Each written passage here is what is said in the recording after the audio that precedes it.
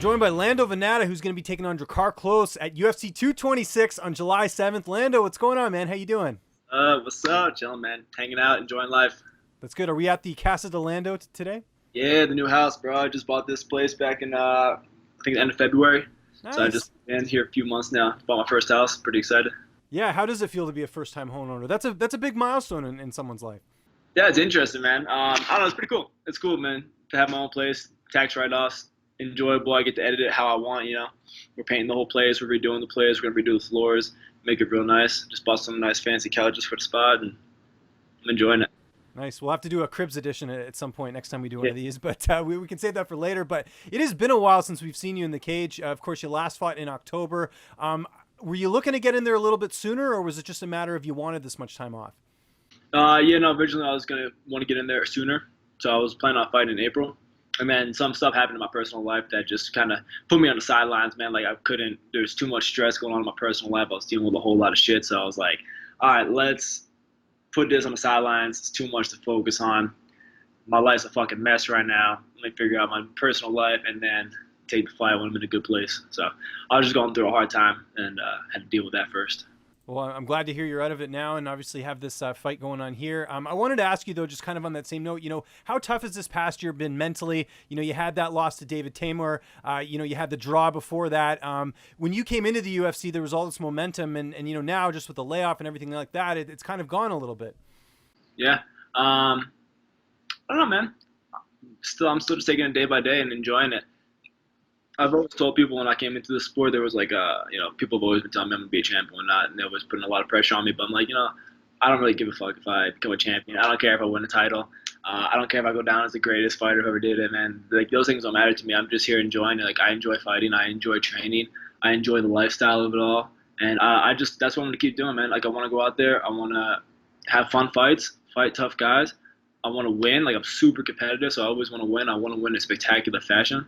And I want to make big money while I'm doing it, put on a show for the fans and just enjoy my life while I do it.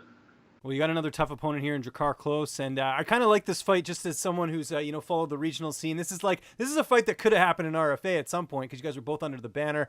How do you feel like you match up against him in this fight? Obviously, his wrestling is sort of his bread and butter. How do you sort of assess this fight?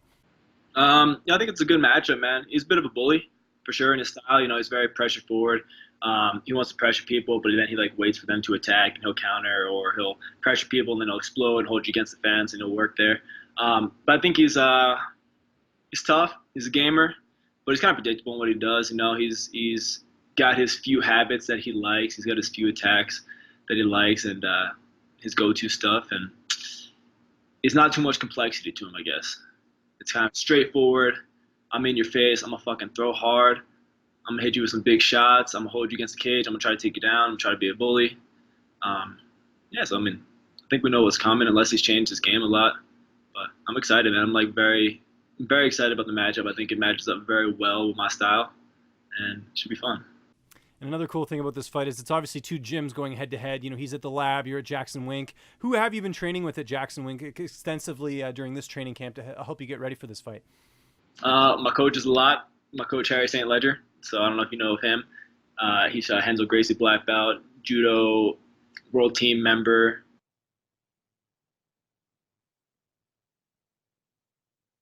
And just all around bad at leaping on like crazy. But he's built your car size, but a bit heavier. Another similar style and everything too. Wrestler, throws heavy. So he's been good. Few Mexicans that Cowboys brought around for his camp. One guy, Pato, he was on one of the Latin America UFC Ultimate Fighter shows, I believe. Yeah, so some good guys. Good. And how about the weight cut? How's that going getting down to 155? It's going good, man. I'm a little bit bigger than I used to be. I put on some muscle mass in between the Tamer fight and the Bobby fight, and then between the Bobby fight and now. So I'm a little bit heavier, so it's going to be a little bit bigger cut, a little bit bigger, but, not bad. I'm only a few pounds off from my target weight for the fight week, and then smooth, easy sailing from all there. Is there anything specifically you feel like you've improved on since the last time we saw you in the cage? I know it hasn't been that long, but I know you're always sharpening those tools in. Yeah, man, everything. Boxing's gotten better, my kicks have gotten better, being more technical. I've been working with Greg. Me and Greg have been working a lot, like 2-3 times a week, getting in there and doing rounds. Like I'm just being defensive and countering, and he'll throw shots at me. So we're working a lot on my defense, making sure my defense is proper. But one of the biggest things I've been working on that we've been trying to like really close down, it's one of those things that comes with time in the sport, is just managing your energy, being efficient in there. So not like you see me come out and I've had like these stellar first rounds where like nobody could touch me and I'm dropping dudes and just looking fucking awesome. And then I kind of drop off in the second round and I'll pick it back up a little bit in the third. And now we're working on just building the whole time, not coming out super hard, not coming out guns blazing, building, working up. And then so we're ending each round at a hard pace. Who's going to be in your corner for this fight? The trio, man. Greg, Brandon Gibson, and Harry St. Ledger.